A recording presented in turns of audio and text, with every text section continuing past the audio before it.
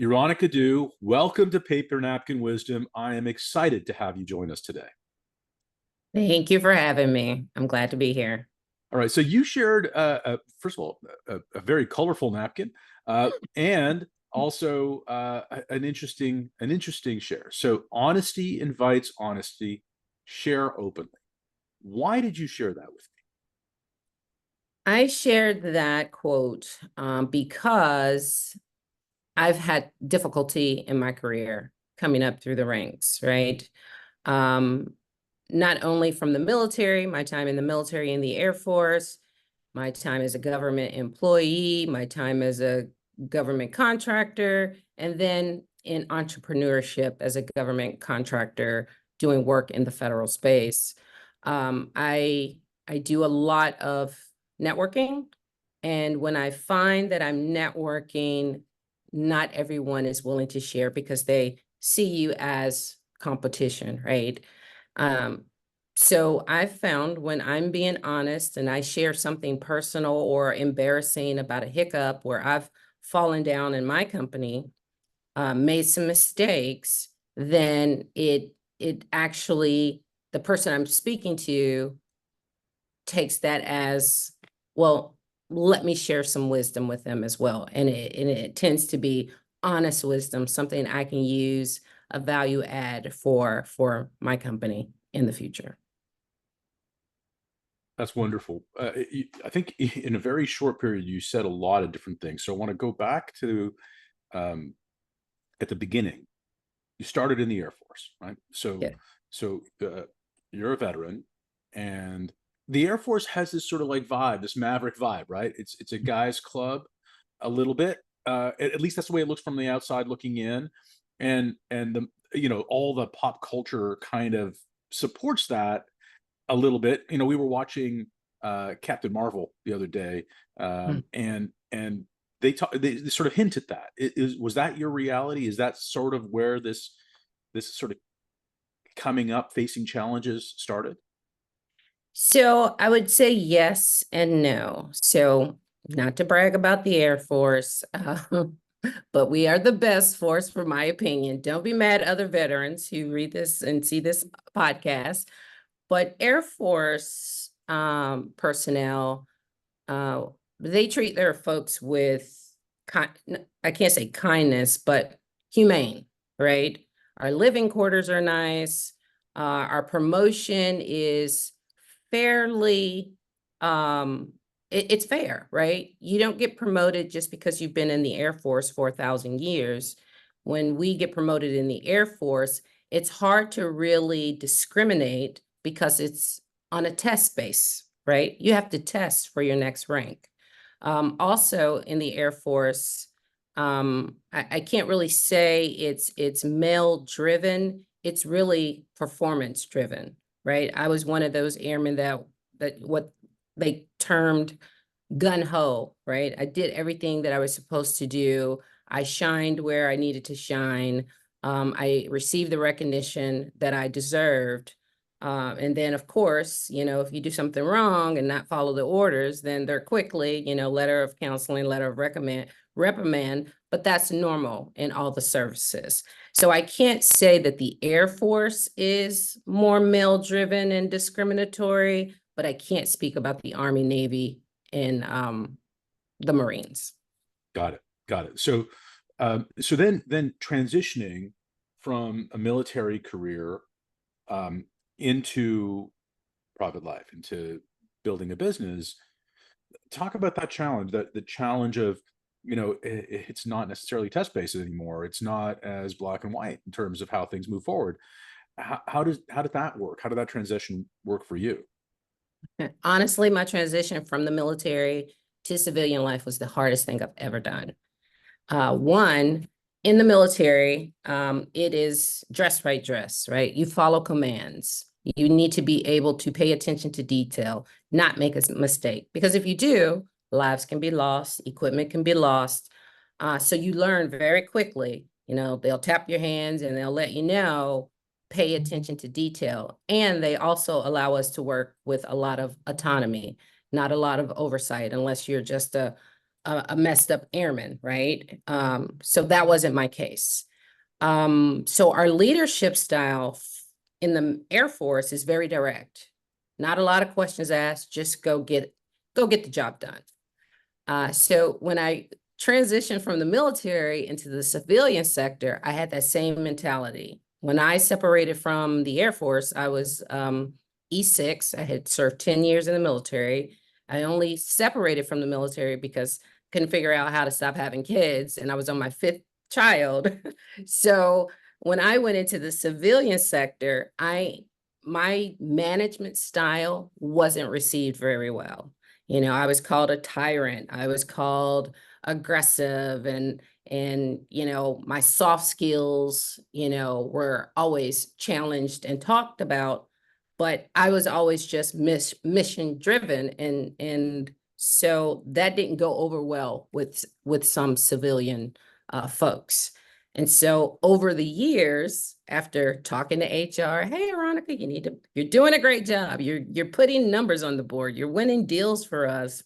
But can we do something about your tone or this, that, and the there? I didn't think anything was wrong with it. I was getting the corporation's mission completed. It was just a lot of sensitive folks that were not used to direct leadership. So I've been working on that, and I think I'm to a point now. I've gotten it down. I've been out of the military now over 18 years. So I'm rocking and rolling. That's great. So that flexibility of behavior, right? That moment where you had to, where it came clear that you couldn't necessarily be as Direct. direct. Direct's a great word. So is that where this napkin sort of come out? This honesty invites honesty, open to share openly. Is that part of where you develop that skill of maybe even saying, hey, you know, I might come across really directly and that's not my style. Like, tell me about that. Yes, it definitely is directly related to my Air Force experience. We have core mottos that are driven into our minds from the day we enter basic training. And for the Air Force, it is, you know, excellence in all we do, service over self, and integrity first.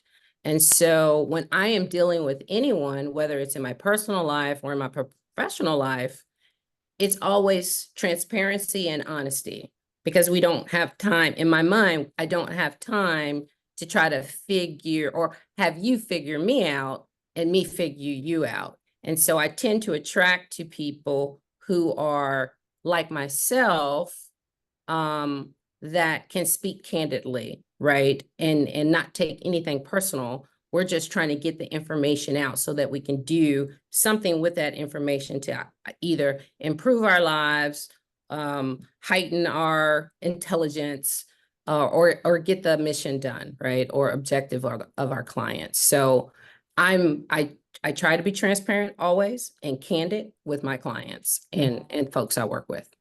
So let's talk about that though a little bit. When a leader shows up transparently, I mean, let's talk about your team first, and I want to talk about another side of it later. But when you show up transparently, when you show up honestly with your team, what changes? What changes did you observe from the way it was to the way it is now, where you're being more open? First, you're starting the process. I'm starting the process open. So what I'm finding, let's start with our team, right? Our team, the folks that work for BES Solutions.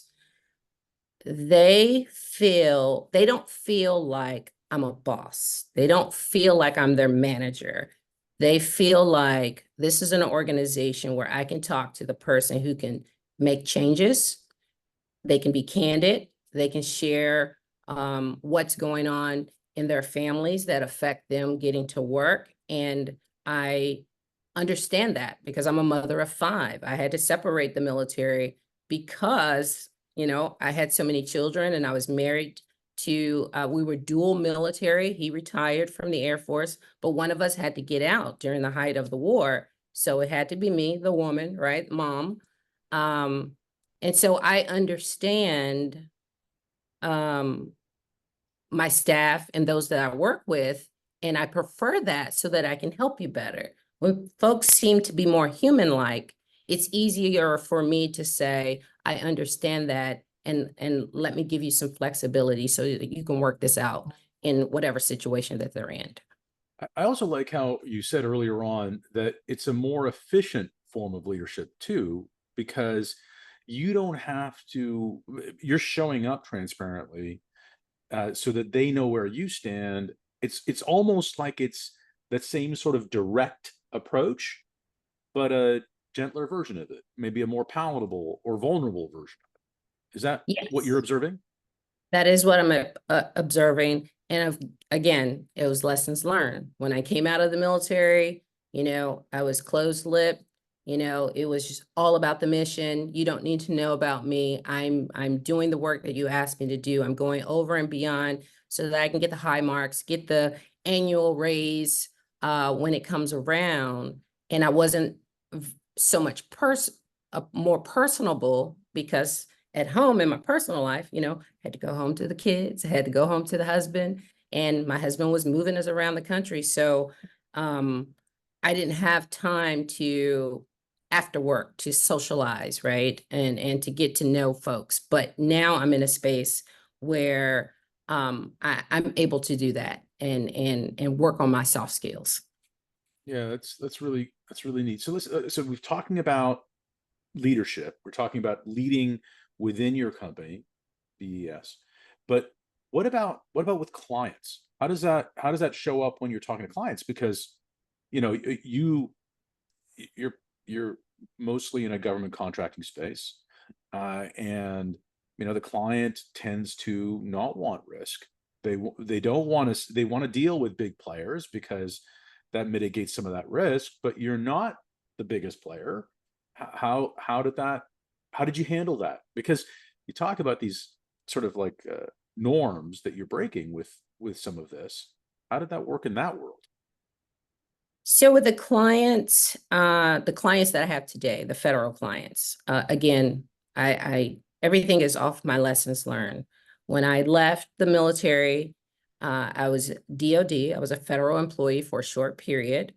Then I went home to take care of the kids, and then I entered into government contracting. And I learned very quickly in government contracting, when you are a government contractor versus a federal employee, you're treated differently in the workplace. Not badly, but different because there's certain systems a government contractor can enter where federal employees can do a lot more and make decisions because we're there to support them. Um, and as a government contractor, I had a situation where I forgot I was a government contractor and no longer military and no longer a DOD employee. And I rubbed the federal employee or organization the wrong way. And so I got slapped on my hand for it, right? Um, and now that I'm a government contractor, I know what they are expecting. They are expecting honesty. They are expecting for me to understand my role. I'm there to augment their staff as needed. My people sit right next to them, do the same work, but um, I know how to approach them now. So when there's something going on with my employee, they have a child that's sick, I understand how to approach the government to be transparent. Hey, my employee is X, Y, and Z. It's their child is sick with, A, B, C. And my clients appreciate me being candid and honest versus tap dancing around why my employee didn't show up to work today. I know that Mhm. was a long way to explain it, but I just know now how to carry the government, and transparency is number one for them. That's great. So this sounded something they had to learn, let's say the hard way, right? Through experiences and iteration, getting, tapped on the hands, as you've talked about it a few different times. Yes. What, how do you take that experience, this sort of like lonely leader, lonely learner, and apply that with the community, with your team, with others around you? So in the community, well, let me say, I've had new communities several times in my life because my husband's retired military after 25 plus years. So we've lived in California, Florida, Indiana, Kentucky, Maryland, Virginia. We've just been all over the place.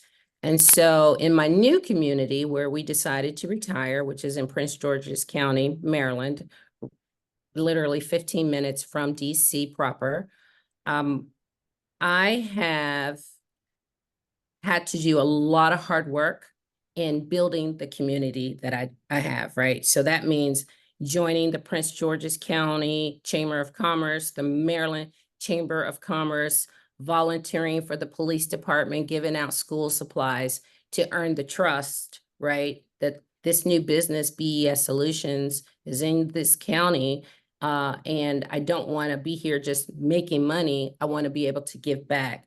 So the conversations that I have when I'm networking with those different organizations or I'm volunteering to work, my mentality never changes. It's always being honest, because when I'm being honest and transparent, I realize I get that same from the person that I'm communicating with, and it works. Yeah, I hear that. I think my question was more, you had to learn that lesson on your own, right? Mhm. You iterated through this slaps on your hand. How are you paying forward that lesson to the people around you? Understand, and I apologize for missing that point. So I mentor adults, I mentor young people, right? Everything that I have learned throughout my career, I try to share that information. I'm an information sharer.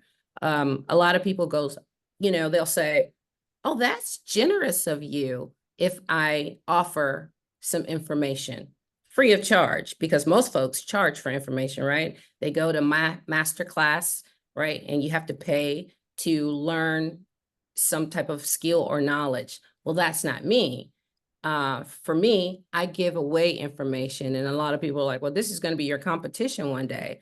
Well, I also believe what's for me is for me, so I don't worry about that. But I do mentor the youth in the community. I have an intern right now that's working for through the Prince George's. And so we are teaching him, all the back office. If he wanted to leave this internship in the next 90 days and start his business, he'll be prepared to do that because I'm sharing knowledge. That's fantastic. And that's really important, right? Because not everyone has mentors that are accessible, that have a similar story, have a shared experience. So having that peerness, but being able to provide that mentorship is really important. And it sounds like you're paying that forward. Um, let's talk about this idea. You brought this up a couple times. Not everyone is open to it because they view you as competition, or they view uh, people as competition. What does that mean? Like, what does it say? How has that been a challenge, and how is it not a challenge anymore for you? Well, I can't say it's not a challenge. It's still a challenge. There are folks that I want to get some FaceTime with, have a conversation with, perhaps do some business with. But for I don't know what their reasons are for not being open or not wanting to sit down or not wanting to do some type of joint venture and chase a deal together. But I am finding there's several folks out there that believe um, I can do all of this federal work by myself, right? Which I used to work for Lockheed Martin in their business development department for over 9 years. I was in the proposal bay for 16 hours a day, winning deals, millions and billion-dollar deals. Then I left Lockheed after they sold their business to Leidos. I was like, well, I don't get to see my kids, so I'm going to go home for a while. But someone that left Lockheed and went to IBM called and said, "Hey, we need you over here." Would you be interested in working? So I did another 3 years in IBM's federal space, winning millions and billions of dollars for them.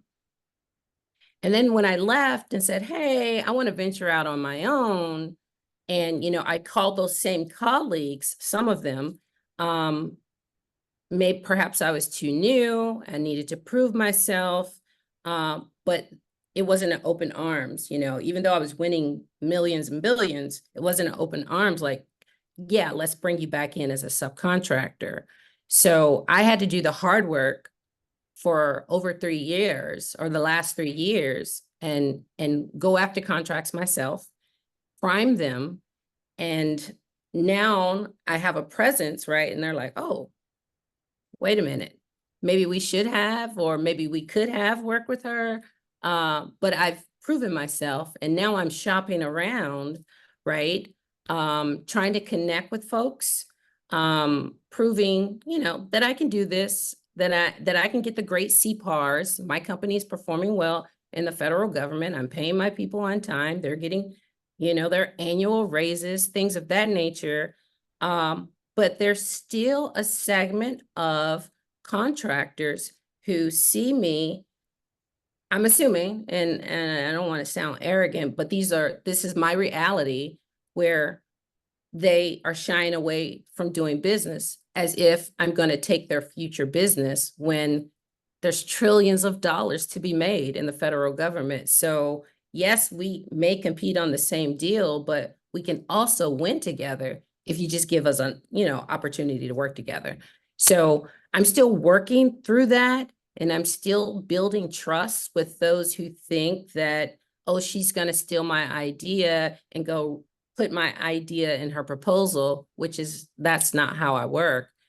So I'm working through that, through the networking and through having coffee and happy hour with some folks to gain their trust.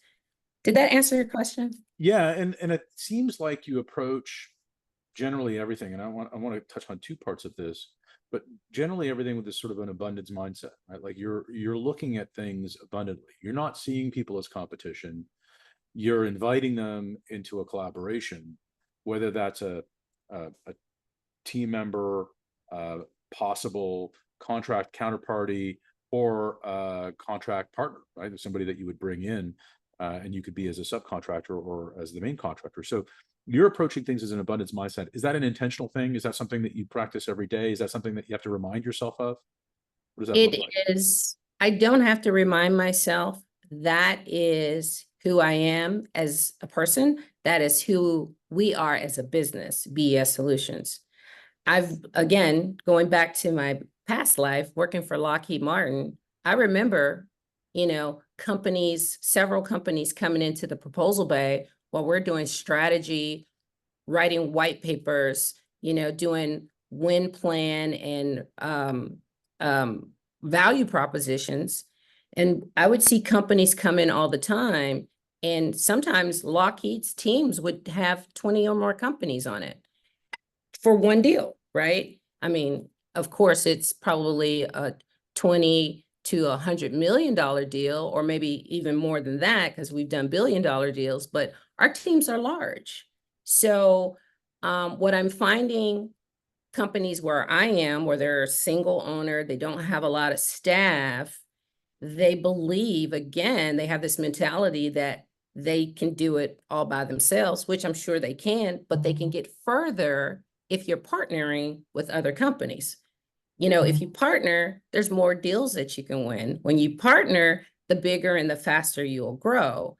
And so I am trying to teach that business development aspect to the folks that I run into. Hey, you don't have to, hoard everything and think you can do it have to do it by yourself, because first of all, it takes a lot of time to respond. It takes a lot of time to get your resources to help you respond and then staff those things. But if we do it in a collaboration, then we share a pool of resources, and we can go far faster. That's awesome. Um, so another question that I have, and it really seems like you've balanced this, and we're talking about this briefly, so I know it's a lot more complicated than this, but you went from Air Force, military career, to 5 kids, and then to business, and then back to 5 kids, and then back to business, and both. Um, and I'm not going to say how have you been able to balance being, sort of all in, because 5 kids is not a part-time job. And I only know this because I'm only 60% of the way there with 3. But so when you're playing zone defense at home and building a business, that can be challenging. How have you been able to manage those priorities?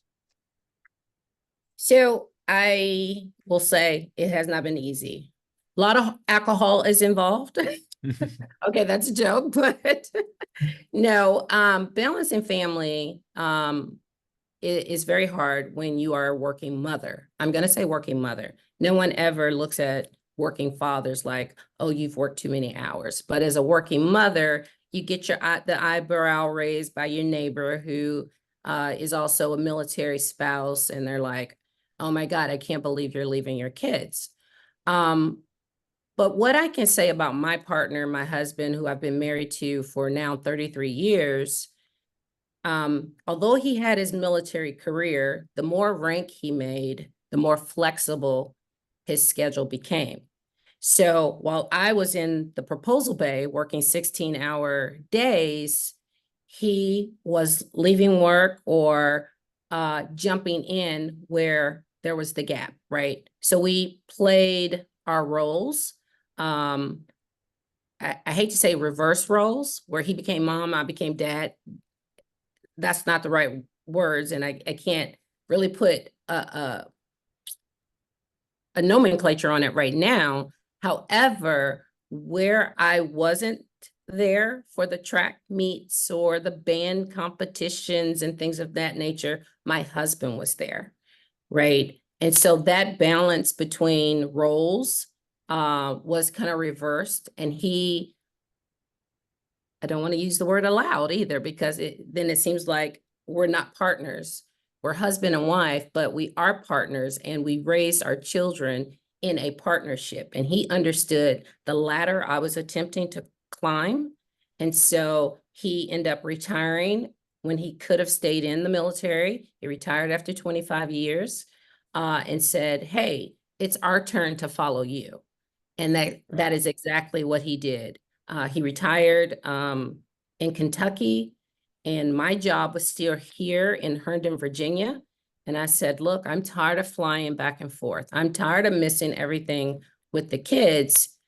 I need you guys to follow me back to the DC area so that I can participate. And so that's how we worked that out. And today it's still the same way. Although our children are no longer little kids, they range from 21 to 26. And yes, I was pregnant for 5 years Yeah, I straight. was gonna say, wait a minute, 26 minus 21 is 5. You have Yeah. 5. Yeah. I had twins, then I had twin boys and a daughter, then a son, and then my last one, 5. So I was pregnant for 5 years straight, but now they're all young adults. 3 went off to the Air Force, 2 went off to college, and then one said, oh, I don't like college. Now she's about to graduate from cosmetology school. So even though they're young adults, we're still parenting them as if they were 5, 6, and 7. So whoever tells you that it gets easier when they're older, that's not true. So I find it more challenging because now I'm not in control. They live outside my house, even though I want to control them. I want to tell them when to be home, when to sit down, and when not to go outside. But that's not reality anymore. So again, it is a true balance. If they call me and I'm on a meeting, I see it's my child, I have to tell whoever's in the room, give me a second and figure out what's going on with my kids so that I can help them. Yeah, that's awesome. I think I think it's really wonderful that you shared that, because there aren't terms for that kind of partnership. The nomenclature you said earlier on, it doesn't exist for the types of partnerships, and I'm blessed to have that with Stacy. Um, that truly we are a team and we have different roles, They're not. I'm not playing mom. I can't, and she's not playing dad because she can't. But we have our roles, and it sounds like you've really established that. And I think that was a really great way for us to wrap up this conversation. Veronica, thank you so much. I really enjoyed our conversation today. Thank you for having me. I appreciate it.